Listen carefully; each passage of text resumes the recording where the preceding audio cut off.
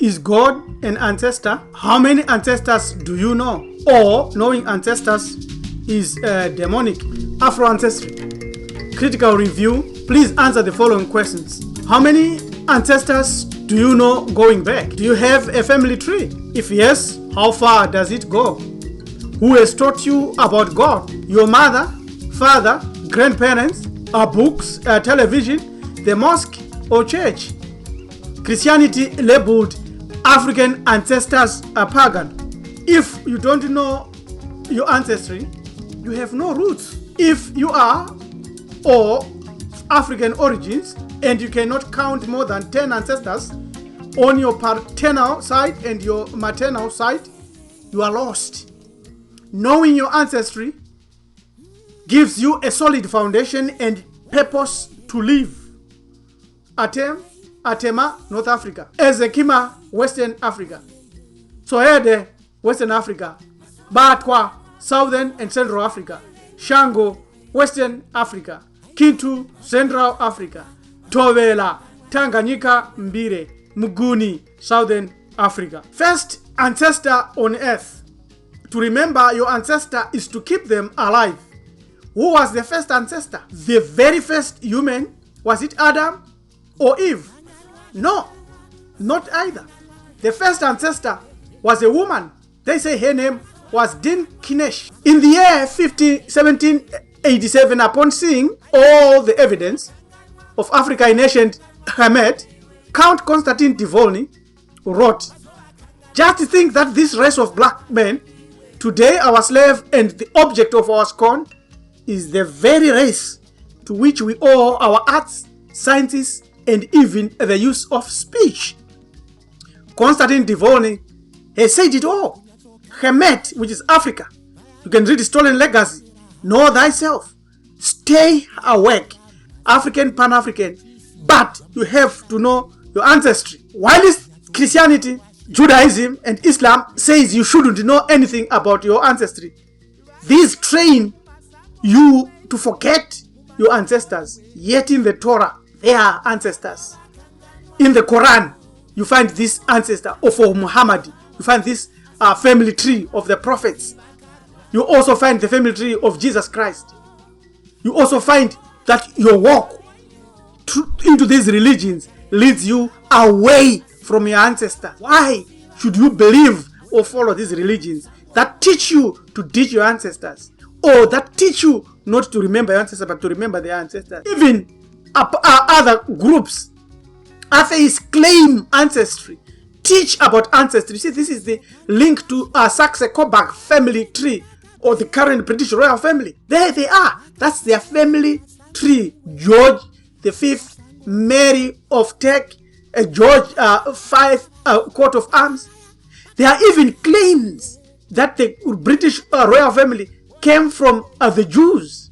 There it is. The British Commonwealth and United States in prophecy, popularized by the Worldwide Church of God and many, many other thinkers that could not believe that the British, the small island, could rule the world. Our belief system has withstood the worst of human brutality and cruelty by other humans, and we are solemnly and strongly resilient. It is from the continent of Africa that earliest human consciousness awoke towards the awesomeness of nature and the mysteries of life and death.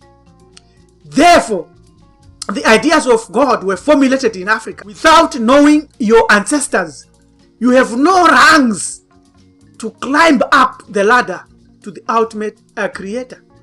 Ancestor veneration is not ancestor worship. Our enemies dismiss our concept of an afterlife or tradition of honoring the dead as a superstition to weaken us and to weaken our will. Remember this, ancestor use is not ancestor worship. Veneration led to intense fear and awe feelings towards our ancestors. Ancestors appear more important in our daily basis and daily life than the supreme creator. It is the ancestors who must be feared, as you can see there. Why should we fear our ancestors? Because we must appease them, we must cleanse them, and to whom we send our appeals, and we can direct our appeals to them. They are the ones who must be invoked and revered because they are the agents of transformation. In effect, the ancestors have lived among us, the people, before they transitioned. Thus, they have a keen insight into the nature and the mistakes of ordinary life. A person's life can change drastically for good or for evil if proper homage is either paid or not paid to that ancestry or his ancestors. Some ancestors are more powerful than others. Why? Because their life and the way they lived their life makes them powerful. Yet their rites of passage, rites of propitiation rituals, and that are essential during death, after death, and funerals. These are essential for memorialization of our ancestors. What about honoring abusive ancestors? Absolutely not. Veneration is a right of respect, and respect must be earned. In Africa, the world exists as a place full of energy, dynamism, and life, and the holding back of chaos by harmonizing the spirit world is the principal task of the human being in keeping with nature. Thus, if an abusive ancestor had rites of passage confirmed, he has been cleansed through Chenuro. In the African world exist spirits. This is not a debatable issue in most African societies. So that ancestor who is abusive can as well be cleansed and be used. African people have lived with the name of supreme deity longer than any other people because the first humans who responded to the unknown with the announcement of you and originated on the African continent. This is not just true in the sense of oral tradition, but historically, because we know that the names of Besha, Apata, Atuma or Atema, Ra, Ameno or Amen, Kunum, Skepera, Kupera, Kupela, Set or Shata, Ausari, Ausati, Horesu are among the oldest names for divinities in the world. Nowhere else can you find such old names. The concept of ancestor God in African culture is the belief that there was a first ancestor that was created by one creator. Whether one was in the Nile or Congo, Zambezi or Niger Valley, Africans accepted the idea of a supreme being or the first ancestor. It was not debatable. There is general belief that a supreme being or first ancestor arrived with the first ancestor or a group of people in specific region. Sometimes these two entities are the same being, and at other times they are separated. In Afrikan, there is a saying that God is the great ancestor. The African supreme being, however, rarely plays a role in the daily activities of the people. Lesser deities do those roles. No one would even think of knowing this being or trying to know him or her as a personal savior. It's impossible. It's ridiculous. The Abrahamic deity of Judaism, Christianity, and Islam is quite different from the African god of the Yoruba, of the Zulu, of the Gikuyu, of the Shona. Who could fathom it? Nobody can adopt it. Nobody can understand it. It's a puzzle. When we come to some African concept of the deity and the structures that were built to honor him, the supreme deity could not live in a finite house. One who do not build a house or a temple or a mosque that could contain him. Therefore, that's why you see the temples in ancient Egypt are being abused, because that is not where he dwells. Karnak temple in ancient Egypt is the world's largest religious site. But after Karnak and Gebel Kabal, Africa built no religious structure as large ever again. Why? Like Zimbabwe. Why? And because they knew that the Creator does not dwell in such structures. Or Zimbabwe like that. A Vodan priest in Benin was once asked, "Where is the house of God?" To which he replied, "Here, all around us. God cannot live in a mere house made by men." Divine attributes is the only route to approach this Creator. Spiritual-minded Africans knows that the supreme deity cannot be contained. Thus, Lake Bosutumwe is a huge, perfect Seku lake, but it does not hold the supreme deity. It is sacred, but even the lake cannot house the great Nyankopan, Nzambi Mpungu. The supreme creator of the Bakongo people of the Congo is invisible and omnipotent, but he cannot be contained.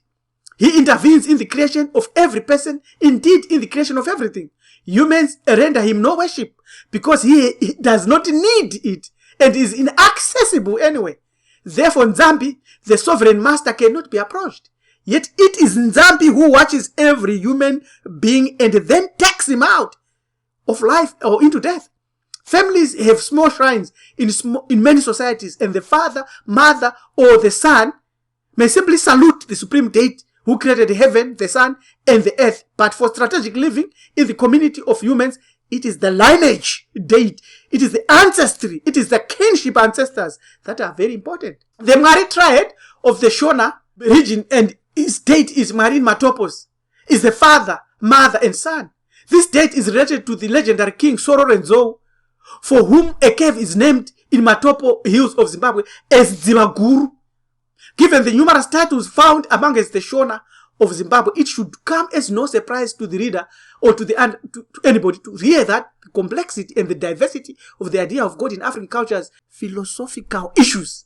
For example, one can see Mari as the supreme being above all men and nature, creator of good and evil, the source of life who represents fertility, and at the same time know, as most Africans know, that Mari is not a daily guide for humanity. Who guides humanity? It's the ancestor, it's the totem, it's the connections, it's the nature, it's you and your life. Umvelingan, unkulunkulu, symbolical names of the all one parent, the source of our ancestry.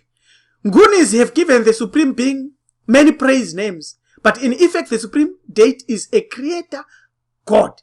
The idea of praise names is found throughout the Mguni speaking culture, and the closer to the date as Umdali, Umenzi, Unhlanga, Inkosi yezulu, Umvelingan, and Unkulunkulu, which are also used by the Zulus and many other people like the Tovelas. But the term used for supreme being, Kamata, and Triko are considered purely Xhosa terms. The Noah of Sudan called the supreme deity by the name Koth, or spirit. Koth is omnipresent, creator of the universe. He is identified with the sky, which makes all that is above sacred. He is also called Kot Nia, spirit of the sky. The Noah say he is like wind. You cannot see him, yet he is everywhere. Attributes. He reveals himself through natural wonders, such as rain, thunder, and lightning. He is addressed in prayer as a Kot Gwa, spirit of the universe. In ancient Egypt, they included the scarab or kepiri, which included its behavior and its attributes of regeneration, creation, transformation, and renewal. That's Afro ancestry. That's us. Now, in the beginning, God is a spirit in the sky. That's Kot Niao. The Noah believed that all life comes from Kot and returns at death. The Noah believed in the coming of God through rain, lightning, and thunder, and that the rainbow is the necklace of God. The sun and the moon, as well as other material entities, are also manifestations of God, who after all is a spirit. When a woman or a man dies, the flesh, the life, and the soul separate.